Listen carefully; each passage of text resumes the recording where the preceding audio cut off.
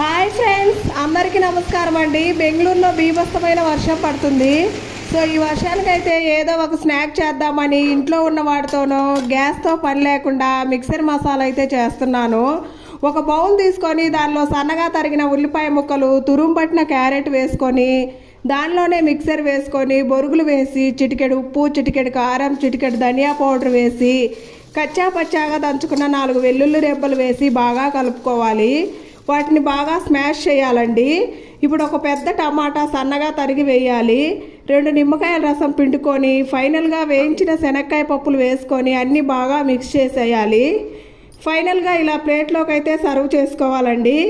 ఇంతేనండి, చాలా తక్కువ టైంలో అయితే అయిపోతుంది. వీడియో నచ్చితే లైక్ చేసి సబ్స్క్రైబ్ చేసుకోండి. అలాగే మీ ఫ్రెండ్స్కి కూడా షేర్ చేసేయండి. మీ ఇంట్లో స్నాక్గా ఏం చేశారో కామెంట్ చేయండి. Bye bye.